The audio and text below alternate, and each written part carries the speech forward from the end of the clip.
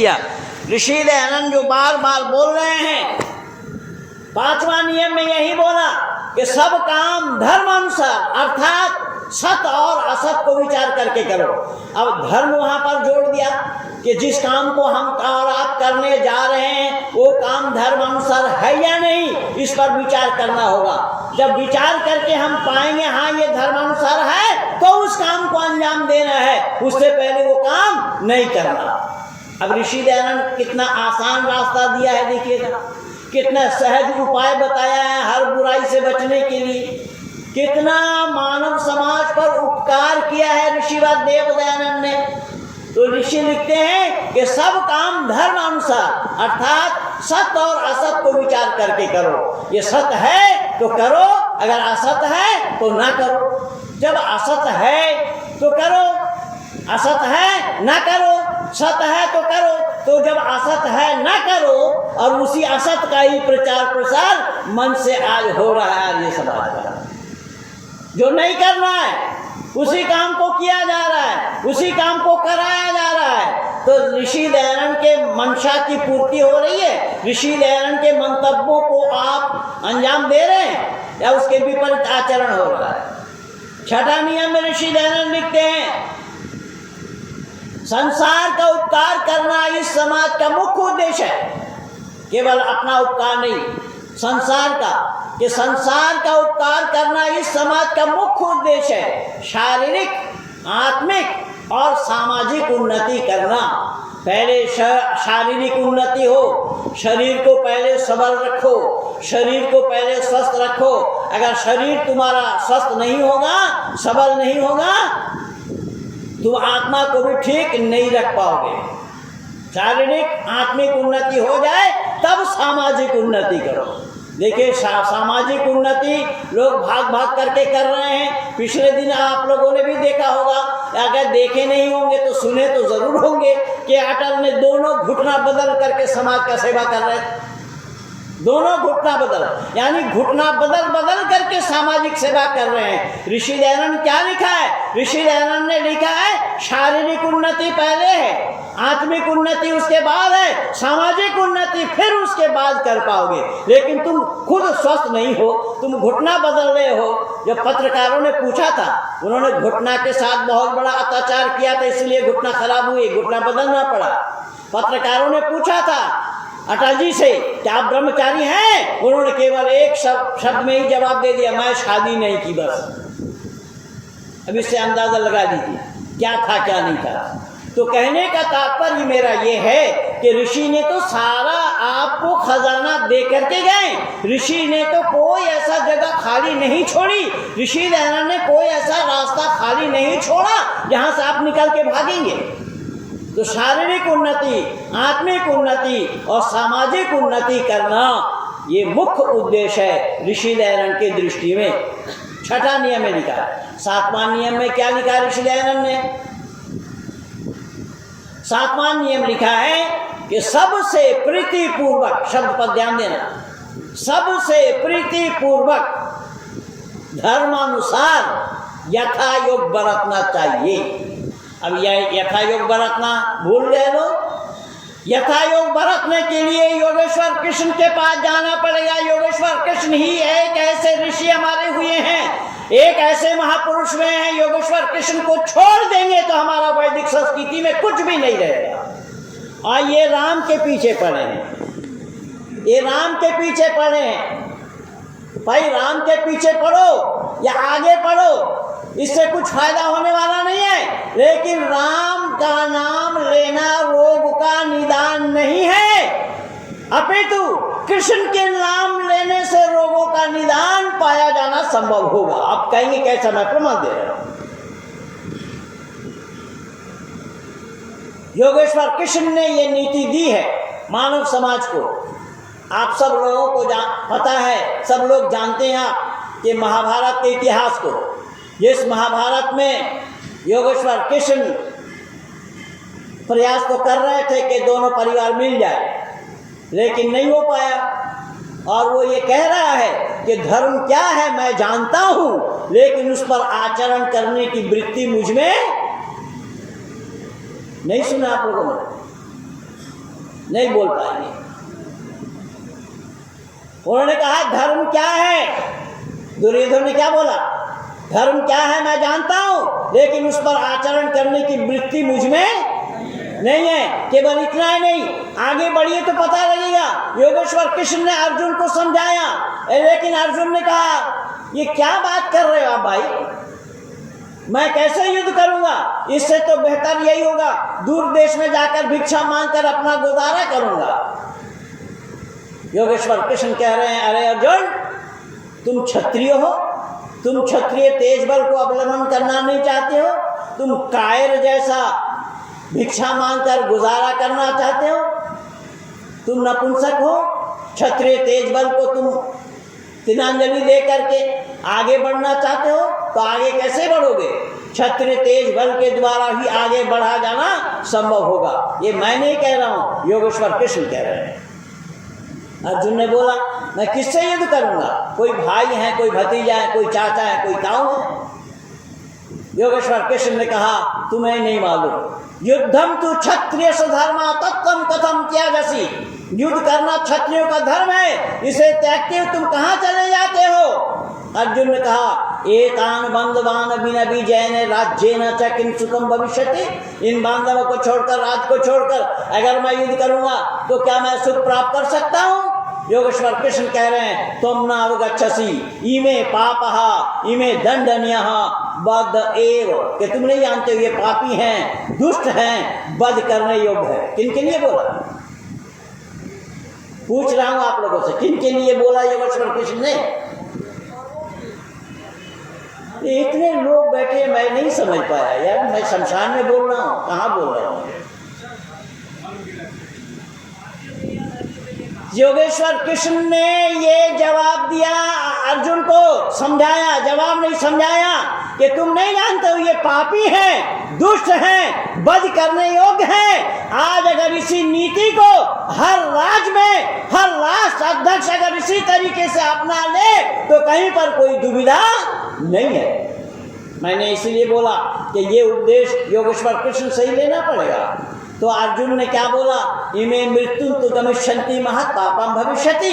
मेरे युद्ध करने से अगर ये मर जाएंगे तो इससे बढ़ करके कोई पाप नहीं लगेगा।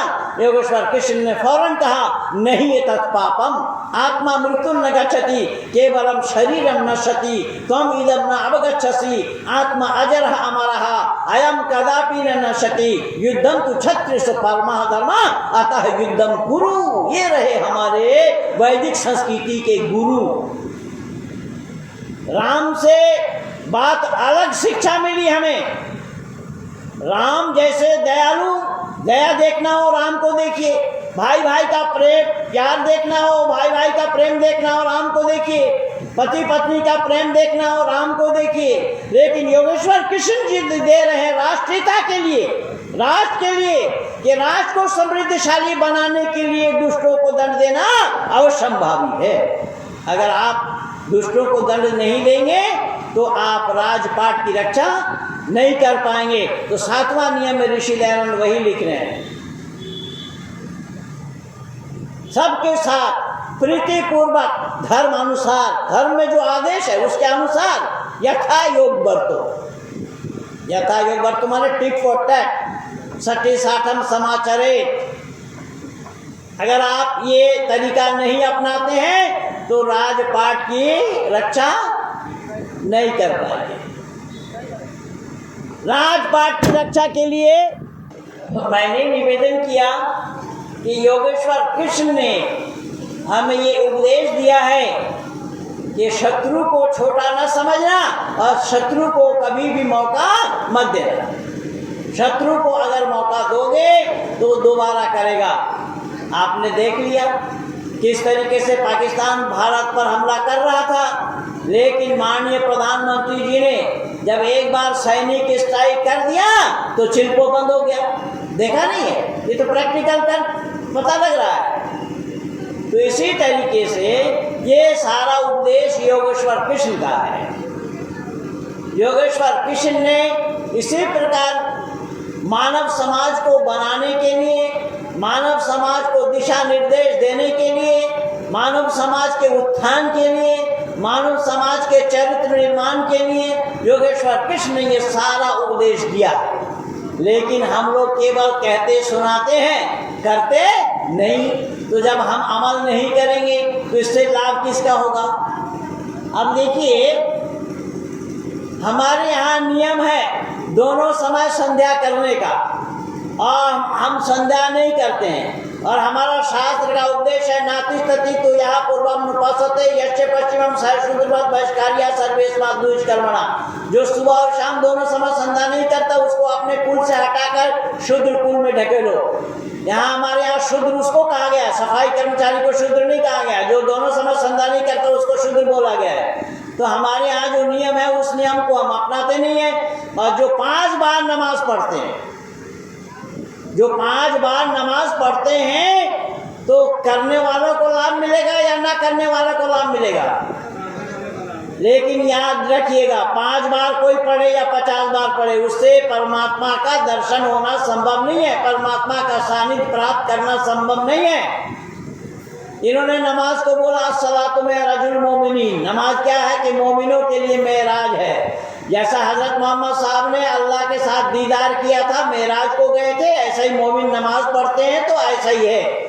लेकिन नमाज में आपको याद रखना चाहिए कि ध्यान अल्लाह की तरफ जा नहीं पाएगा।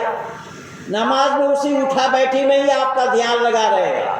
मैं एक्टिंग करके भी दिखा सकता हूँ, लेकिन समय बहुत कम है, मैं केवल इशारा कर रहा हूँ कि उठा बैठी में ही आपका ध्यान लगा रहेगा। ध्यान परमात्मा के तरफ जाना संभव नहीं है। और हमारे यहाँ पर योगियों ने, हमारे महापुरुषों ने, हमारे आचार्यों ने उपदेश क्या दिया? पातंजलि ऋषि लिख रहे हैं ध्यानम निर्विषय मनः। अपने मन को निर्विषय बना देने का नाम ध्यान है। आसन बोले स्थिरम सुखम आसनम, स्थिर पूर्वक ज्यादा देर तक बैठने का नाम आसन है। लेकिन जो उठा बैठी कर रहे हैं तो ये आसन भी नहीं है और ध्यान भी नहीं है। तो अल्लाह के पास फरियाद क्या कर रहे हैं? ये रुकू में जाएंगे तो तस्बीह अलग, सुभान रब्बिल अज़ीम कहना पड़ेगा 3 बार 5 बार 7 बार बोले, फिर समी अल्लाहु लिमन हमिदा बोलकर खड़ा होना पड़ेगा, रब्बना लकल हम्द बोलना पड़ेगा, फिर सीधा में जाना पड़ेगा, वहाँ पर तस्बीह अलग है, सुभान रब्बिल आला, सुभान रब्बिल आला, ये 3 बार 5 बार 7 बार कर, फिर अल्लाहु अकबर कह के बैठना पड़ेगा। तो उसी ध्यान जो है ईश्वर अल्लाह की तरफ जा रहा है क्या? सवाल ही पैदा नहीं होता। इसलिए ध्यानम निर्विषय मना बोला है हमारे ऋषियों ने। लेकिन दुनिया वालों ने सच्चाई को जानने का प्रयास नहीं किया। तब ऋषि लेना 8वां नियम में लिखते हैं अविद्या का नाश और विद्या की वृद्धि करनी चाहिए, कि जब तक यह अविद्या का नाश आप नहीं करोगे तो विद्या की वृद्धि नहीं हो पाएगी। समझ में आ रही है बात? ऋषि लहरण कह रहे हैं कि अगर विद्या की वृद्धि करना चाहते हो तो अविद्या का नाश पहले करो। अविद्या का नाश पहले है तो विद्या की वृद्धि बाद में है। क्यों है उसका मैं आप लोगों को प्रैक्टिकल बताता हूँ। जो लोग खेत में अनाज बोते हैं तो खरपतवार को पहले निकाल कर फेंकते हैं या खरपतवार के बीच में अनाज बोते हैं? जल्दी बोलिए। पहले? अब इतना देर में मैं आपके स्वर से ही पहचान पाया कि आप हमारे पुराने मित्र हैं। तो आप बोले नहीं थे, मैं नहीं पहचान पाया, बाय गॉड कह रहा हूँ। तो मैंने निवेदन किया ऋषि लहरण यहाँ क्या कह रहे हैं देखिएगा। ऋषि लहरण कह रहे हैं अविद्या का नाश पहले है, विद्या की वृद्धि उसके बाद में है। तो जब हम खेत में अनाज बोते हैं तो खरपतवार को, घास फूस को पहले बाहर करते हैं, उसके बाद करते हैं ना। तो खरपतवार वहाँ घास फूस बोया था? कोई घास फूस बोया नहीं था, अपने आप ही उत्पन्न हुआ, अपने आप ही जन्मा। क्योंकि बुराई अपने आप पैदा होता है। बुराई को पैदा करने के लिए किसी की आवश्यकता नहीं होती, लेकिन अच्छाई पैदा करनी पड़ती है। अच्छाई पैदा करनी पड़ती है। अच्छाई पैदा किए बिना अपने आप आना संभव नहीं है। इसीलिए ऋषि लहरण लिख रहे हैं अविद्या का नाश पहले करो अगर तुम विद्या की वृद्धि चाहते हो तो विद्या की वृद्धि के लिए अविद्या का नाश पहले है तभी विद्या की वृद्धि हो पाएगी, उससे पहले तुम विद्या की वृद्धि नहीं कर पाओगे। ऋषि दयानंद का एक नियम से लेकर के यहाँ तक देखते आइए, हर एक नियम के अंदर में ऋषि दयानंद ने वो भाव दिया है, वो भाव भरा है जिससे हम बोलकर, कहकर, सुनाकर समाप्त नहीं कर सकते। कई जन्मों तक अगर हम प्रचार करें तो भी समाप्त किया जाना संभव नहीं है। इसीलिए तो लोगों ने लिखा है कि 100 बार जन्म लेंगे, 100 बार फना होंगे, एहसान दयानंद की फिर भी ना अदा होंगे। ये ऋषि दयानंद का इतना बड़ा योगदान है, पर हमने जानने का प्रयास नहीं किया। नवा नियम में ऋषि दयानंद और क्या लिखते हैं देखिएगा। नवा नियम में ऋषि लिखते हैं कि अपनी ही उन्नति में संतुष्ट न रहना चाहिए, किंतु ब्रेक लगा दिया, किंतु प्रत्येक की उन्नति में अपनी उन्नति समझनी चाहिए। अब देखिए, सामाजिक ताना बाना बुनने के लिए, सामाजिक बंधन को रखने के लिए, सामाजिक तरीका को अपनाने के लिए ऋषि का उद्गार देखिए, ऋषि का मंतव्य देखिए, ऋषि का उद्देश्य देखिए कि किस तरीके से ऋषि ने मानव समाज को यह उपदेश दिया है कि अपनी उन्नति में संतुष्ट रहोगे तो स्वार्थी कहलाओगे। देखिए क्या बताया ऋषि ने। योगेश्वर कृष्ण का भी यही उपदेश है कि अपने उन्नति में संतुष्ट ना रहकर सबकी उन्नति में अपनी उन्नति समझनी चाहिए। तो समाज को सबको लेकर के चलना होगा, समाज का ताना बाना तभी आप सही ढंग से रख पाएंगे। लेकिन यहाँ लोग दूसरा कुछ समझते हैं जिससे समाज की उन्नति नहीं हो पा रही। 10वां नियम ऋषि ने और क्या लिखा देखिएगा। सब मनुष्यों को, शब्द पर ध्यान देना, सब मनुष्यों को सामाजिक सर्वहितकारी नियम पालने में स्वतंत्र रहना चाहिए और प्रत्येक हितकारी नियम में सब स्वतंत्र रहें। ये है ऋषि दयानंद। यानी सामाजिक जो सर्वहितकारी नियम है उसमें आप अपना व्यक्तिगत मत चलाइए, समाज को लेकर के आपको चलना होगा।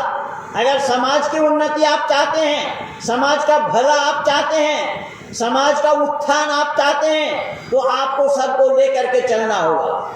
जो सामाजिक उन्नति इसी में है, अगर ये नहीं कर पा रहे हैं तो फिर स्वार्थी कहलाएंगे। और जो अपना हितकारी नियम है उसमें आप स्वतंत्र हैं। हम व्यक्तिगत क्या करेंगे? जैसा हम सड़क पे गए, एक अंधा आदमी आ रहा है कि है कोई हमें रास्ता पार कराने वाला, हमें किसी से पूछने की आवश्यकता नहीं है, मैं उसका हाथ पकड़ूंगा और रास्ता पार करा दूंगा। उसमें मैं स्वतंत्र हूँ। और प्रतंत्र, यहाँ से कोई माइक मांगेगा मेरे से तो मैं दे सकता हूँ क्या? नहीं दे सकता हूँ। यहाँ प्रतंत्र, यानी स्वतंत्र और प्रतंत्र का परिभाषा को समझ लीजिए। जो मानव समाज के लिए ऋषि ने ये बतलाया है कि जो सामाजिक नियम है, सामाजिक सर्वहितकारी नियम है, सर्वहितकारी बताया, सबका भला, सबके हित जिसमें हो उस नियम में तुम स्वतंत्र रहो, अपना स्वतंत्र विचार मत लगाओ, वहां सबको लेकर के चलो, सबसे परामर्श करते हुए चलो, सबसे विचार विमर्श करते हुए चलो। और जो तुम्हारा व्यक्तिगत हितकारी नियम है, हम बनाएंगे, घर बनाएंगे या नहीं बनाएंगे, कैसा बनाएंगे, कौन कमरा कहाँ बनेगा, इसलिए मैं कल रात आप लोगों से बताया था कि ये इसमें आप स्वतंत्र हैं। कमरा तो आप बना लेंगे, कमरा बनाने के लिए आप योजना बना रहे हैं, महीना 6 महीना साल 2 साल पहले योजना बना रहे हैं, दुकान बनाने के लिए योजना बना रहे हैं और क्या क्या बनाने के लिए योजना बना रहे हैं। लेकिन आपके बाद आपके उत्तराधिकारी जो बनेंगे, आपके पुत्र, उस पुत्र को बनाने के लिए आपने कोई योजना नहीं बनाई। इससे समाज का ताना बाना बिगड़ रहा है। तो समाज का ताना बाना को बनाए रखने के लिए ऋषि दयानंद ने ये सारी व्यवस्थाएं हमें दी है। तो हमारे पास एक प्रश्न आया है, इसमें ये लिखते हैं, क्या वेदों में शूद्र जाति को नीच बताया गया क्या? अच्छा, शूद्र जाति को डोम, चमार, मलेच्छे, दुसाध भी यज्ञशाला में हवन करने के अधिकारी हैं। जी हाँ, आपसे किसने मना किया कि ये अधिकारी नहीं है? हमारे यहाँ पर कोई जाति भेद नहीं है। मैं तो कल भी बोला था, समान प्रसवात्मी का सजाति, प्रसव करने का तरीका जिनका एक है वो सब एक जाति के हैं। लेकिन जो चमार आपने बोला, शूद्र बोला, तो शूद्र के लिए भी मैंने अभी कहा कि जो दोनों समय संध्या नहीं करते हैं वो शूद्र हैं। उनको शूद्र कुल में ढकेलने के लिए ऋषि ने बोला है।